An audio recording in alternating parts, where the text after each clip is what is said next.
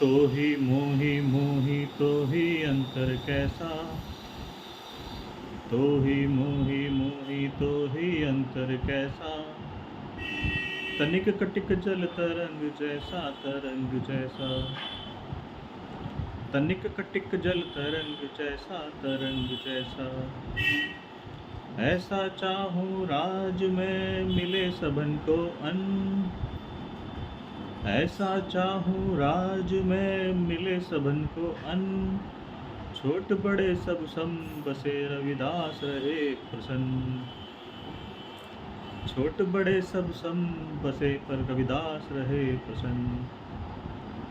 जय गुरुदेव साथियों। साथियों, एक बार की बात है,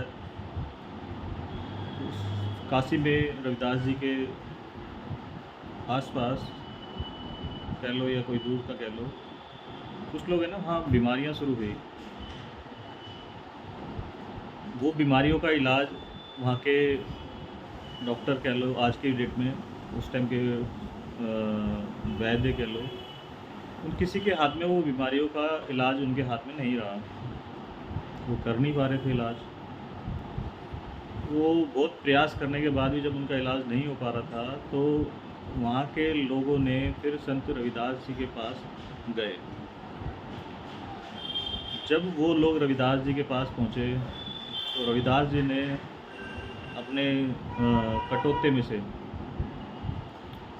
वो जल लिया और उस मरीज के ऊपर डाला, या कह लो पिलाया।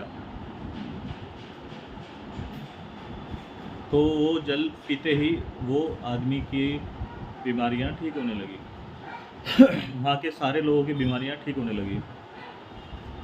अब लोग बाग सारे के सारे रविदास जी की जय जयकार करने लगे। लेकिन रविदास जी हमेशा अपनी नहीं, वो भगवान की जय जयकार करवाते थे, प्रभु की जय जयकार कराते थे, गंगा मैया की जय जयकार कराते थे। तो उससे उस क्षेत्र के वहाँ के सभी लोग दूर दूर तक उनका नाम, उनकी ख्याति बढ़ने लगी। जब उनकी ख्याति बढ़ने लगी तब वहाँ के वैद्य ने और वहाँ के लोगों ने बर्दाश्त नहीं हुआ उनसे, तो उन्होंने रविदास जी को तंग करने का विचार सोचा।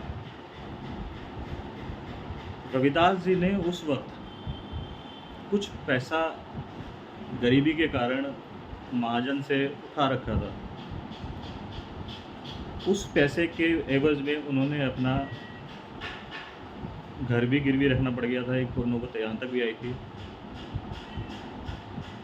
जब उनका पैसा, जब वो रविदास जी की ख्याति बढ़ती चली गई, तो उन लोगों ने, वैद्य और वहाँ के महाजनों ने या वहाँ के जो भी बड़े लोग थे, उनको उनकी ख्याति बर्दाश्त नहीं हुई, उनको जलन हुई।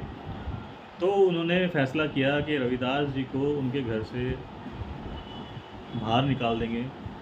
उनसे वो पैसा मांगने गए, पैसा उनके पास था नहीं। अब रविदास जी के पास पैसा था नहीं और वो लोगों का दबाव बढ़ता चला गया। अब उनका दबाव बढ़ता चला गया। इसी बीच एक घटना ऐसी हुई कि उन्होंने हाथापाई की नौबत आई। उसी हाथापाई में रविदास जी की माता जी का देहांत हो गया।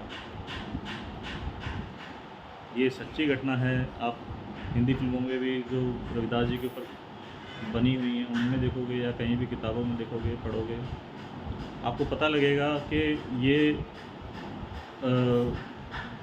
ब्याज के पैसों के चक्कर में जब हाथापाई हुई तो उनके महाजनों के गुंडों ने उनके माताजी के ऊपर भी हाथ उठाया और उनकी माताजी का देहांत हुआ। अब इसके बाद रविदास जी कभी अपने लिए कुछ मांगते नहीं थे भगवान से। जब भी मांगते थे वो दीन दुनिया जनता के लिए, जो भी उनके पास दुखी आता था उनके लिए मांगते थे। गुरु अपना भगवान से बात करते थे और उनका इलाज कर देते थे। लेकिन अब बात आई कि उनकी माताजी ही का ही देहांत हो गया। तो उसके बाद उन्होंने अपने भगवान से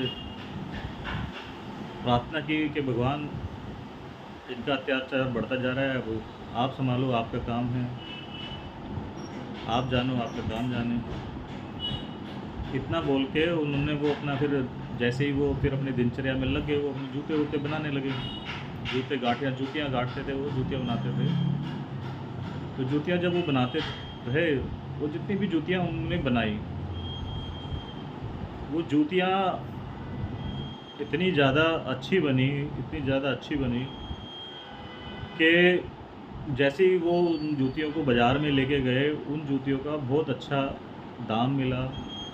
उस दाम से उन्होंने अपना कर्ज़ा उतारा।